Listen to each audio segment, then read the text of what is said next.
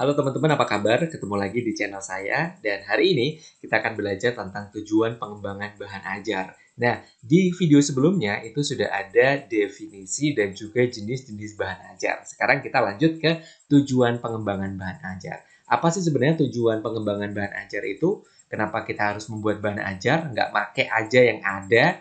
Nah, oke, sebelum ke tujuan, kita belajar dulu tentang kenapa kita harus mengembangkan bahan ajar. Kok nggak pakai yang ada aja, kenapa sih? Karena ada beberapa hal yang mungkin perlu kita perhatikan. Yang pertama adalah perbedaan lingkungan sosial. Jadi bahan ajar itu sifatnya adalah spesifik dan unik, gitu ya. Maksudnya bahan ajar ini sebenarnya akan lebih cocok jika digunakan pada audiens tertentu saja. Nggak bisa kemudian bahan ajar itu digunakan untuk misalnya se-Indonesia, apalagi yang negara kepulauan seperti ini. Jadi lingkungan sosialnya itu berbeda-beda. Jadi kita tidak boleh menggunakan satu bahan ajar untuk lingkungan yang berbeda-beda tadi. Katakanlah gampangnya seperti ini. Misalnya lingkungan siswa yang perkotaan sama, maaf ya, mungkin desa gitu ya. Lingkungan sosialnya beda. Katakanlah misalnya, kalau misalnya kita bikin bahan ajar digital misalnya berbasis website, mungkin untuk sekolah-sekolah di perkotaan mungkin bisa karena daya dukung internet udah bagus. Kalau bahan ajar berbasis internet itu kita terapkan di daerah pedesaan yang mungkin akses internet tidak begitu bagus ya, atau sinyalnya nggak begitu bagus, mungkin akan menjadi kendala gitu contohnya. Kita bisa membuat bahan ajar untuk di lingkungan perkotaan itu berbasis internet, oke lah, website dan sebagainya boleh. Kemudian di daerah pedesaan kita bisa menggunakan cetak misalnya, karena itu mungkin akan lebih efektif, lebih bisa diterima di daerah tersebut. Kemudian kedua adalah perbedaan motivasi belajar. Jadi siswa yang motivasi belajarnya tinggi dengan siswa yang motivasi belajarnya rendah, ini tentunya kita harus bikin bahan ajar yang berbeda juga. Untuk yang motivasi tinggi seperti ini, untuk yang rendah seperti ini gitu ya. Jadi itu juga harus dibedakan. Yang berikutnya adalah perbedaan karakter siswa. Jadi karakter siswa itu maksudnya seperti ini. Katakanlah gampangnya ya, mungkin bahan ajar untuk sekolah yang pondok misalnya dengan sekolah yang umum. Boleh nggak kita membedakan bahan ajarnya? Boleh. Justru itu malah akan lebih bagus karena perbedaan karakternya akan berbeda begitu di pondok sama di sekolah umum. Misalnya seperti itu. Kemudian perbedaan lingkungan geografi jelas ya, lingkungan di pegunungan, lingkungan di misalnya di pantai, itu sebaiknya memang kita bedakan. Karena apa? Bahan ajar yang kita buat itu kita bisa sesuaikan atau kontekstualkan dengan lingkungan geografi masing-masing siswa.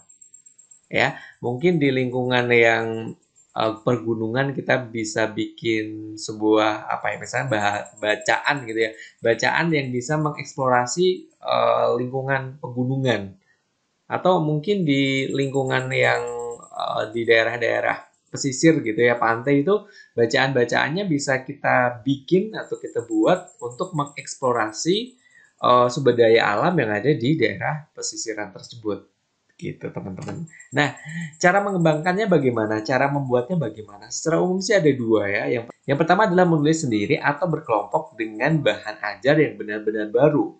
Jadi kalau kita misalnya tidak mampu membuat sendiri, kita bisa dengan kelompok misalnya kayak MGMP gitu ya, semacam MGMP gitu, ada tim kemudian membuat bahan ajar yang memang benar-benar baru dan ini pas untuk siswanya sesuai dengan analisis kebutuhan tadi ya, siswanya itu karakternya seperti apa, kemudian kemampuannya bagaimana, itu akan lebih pas, akan lebih bagus gitu. Kemudian yang berikutnya adalah mengemas kembali bahan ajar yang sudah ada, jadi information packaging. Jadi yang ada itu yang memang masih cocok yang mana, yang masih pas yang mana kita pakai, sedangkan yang nggak pas maka kita ganti. Jadi kayak mengemas kembali gitu menjadi satu bahan ajar baru yang memang ini tepat dan cocok untuk siswa atau mahasiswanya. Oke, berikutnya ke tujuan pengembangan bahan ajar. Jadi tujuannya saya kira jelas ya, menyediakan bahan ajar yang sesuai dengan tuntutan kurikulum dengan mempertimbangkan kebutuhan siswa, sekolah, dan daerah. Jadi kalau kita akan bikin bahan ajar itu yang memang akan diawali dengan sebuah analisis kebutuhan. Kebutuhan siswanya seperti apa, gurunya bagaimana, kemudian kondisi sekolahnya, daerahnya, itu menjadi salah satu hal yang penting penting diperhatikan ketika akan membuat yang namanya bahan ajar. Kemudian tujuan berikutnya adalah membantu siswa dalam memperoleh alternatif bahan ajar. Jelas ya. Jadi siswa punya pilihan-pilihan gitu. Berikutnya adalah memudahkan guru dalam melaksanakan pembelajaran. Ini juga sangat jelas sekali. Bayangkan kalau misalnya guru nggak memiliki bahan ajar, tidak punya bahan ajar, maka nanti guru biasanya kegiatan pembelajarannya tidak akan terstruktur, terencana begitu. Ya kan? Kadang-kadang keluar dari tujuan pembelajarannya itu sangat mungkin sekali karena nggak ada panduannya, nggak ada bahan ajar yang bisa menjadi salah satu pedoman atau salah satu pegangan guru untuk mengajar. Oke, berikutnya ke manfaat teman-teman. Manfaat bahan ajar itu sebenarnya apa? Yang pertama, kalau kita berbicara manfaat, itu bisa dilihat dari dua ya, dari sisi pendidik atau juga dari sisi peserta didik. Sekarang yang pertama dari sisi pendidik dulu ya. Jadi manfaat bahan ajar bagi pendidik, misalnya kayak guru, dosen, dan yang lainnya, itu pertama menghemat waktu pendidik dalam mengajar. Jelas ya, bahan ajar ini sebenarnya kita bisa memberikan itu tidak di jam pelajarannya, justru sebelumnya. Mungkin satu hari sebelumnya atau mungkin satu minggu sebelumnya kita bisa share bahan ajar kita, ya kan? Karena sekarang mayoritas juga sudah punya handphone ya, bisa dibikin dalam bentuk PDF bahan ajarnya itu, kemudian kita share, kita bagi ke siswa-siswa atau mahasiswa, kemudian siswa atau mahasiswa tadi disuruh untuk mempelajari terlebih dahulu. Jadi nanti di kelas itu kita tinggal diskusi, mendiskusikan hal-hal yang memang siswa tidak paham, hal-hal yang penting yang harus dikuasai gitu. Atau mungkin kalau ada miskonsepsi kita bisa luruskan miskonsepsinya ketika kita pertemuan di kelas gitu. Jadi jangan sampai seorang tenaga pengajar ya pendidik itu justru banyak sekali ceramah banyak sekali ceramah di jam pelajarannya, justru kita lebih banyak untuk berdiskusi.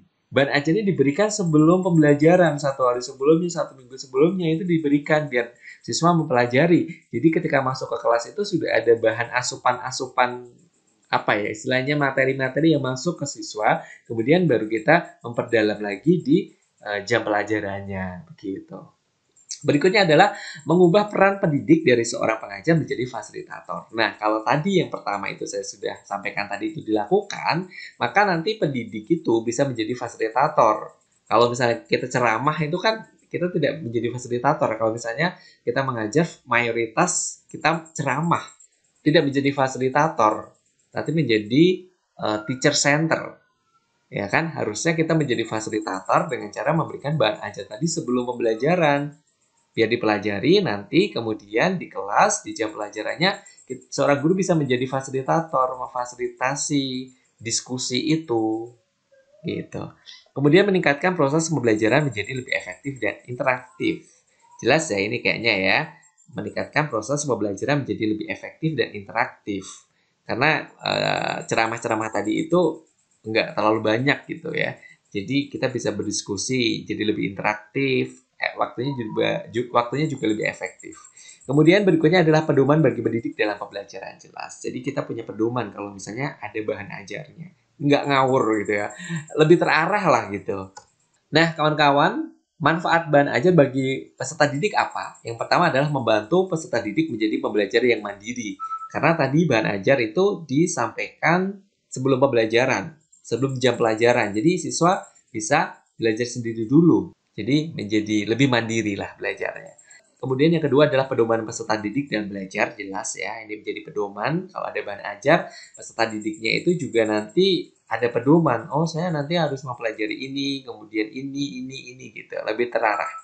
Yang ketiga adalah memungkinkan peserta didik belajar tanpa terikat ruang dan waktu. Nah, kalau kita ngasih bahan ajarnya itu, dan sekarang juga sudah sistem teknologi informasi udah canggih ya, biasanya bentuknya udah digital, dimanapun nanti siswa bisa belajar atau mahasiswa kita bisa belajar karena tidak terikat ruang dan waktu. Berikutnya memungkinkan peserta didik belajar sesuai dengan kecepatan belajarnya sendiri-sendiri. Kalau sudah ada bahan ajar, misalnya kita belum paham, kita bisa membalik lagi, mempelajari lagi. Kemudian berikutnya adalah peserta didik dapat belajar sesuai dengan urutan materi yang dipilihnya. Ya, kadang-kadang ada siswa atau mahasiswa yang tipe belajarnya itu dia itu nggak acak gitu ya kan. yang sudah disiapin itu kadang-kadang dia nggak paham, kemudian dia meloncat ke materi berikutnya, justru menjadi paham ketika mempelajari materi berikutnya itu. Kemudian dia kembali lagi ke awal. Nah, seperti itu sangat mungkin terjadi kalau misalnya sudah ada bahan ajarnya dulu. Jadi, kira-kira yang membantu dia itu yang mana? Kalau misalnya kita seorang guru atau dosen sudah menyiapkan urutannya begitu, tapi ternyata siswa tidak bisa belajar dengan urutan itu, ya nggak apa-apa. Mungkin siswa punya pola belajar sendiri, ya tidak sesuai dengan urutan yang sudah dibuat oleh guru dan dosennya tadi, nggak masalah gitu. Tapi intinya adalah siswanya atau mahasiswanya itu tetap paham. Oke, itu teman-teman manfaat bahan ajar. Kita ketemu lagi di pembelajaran berikutnya. Terima kasih.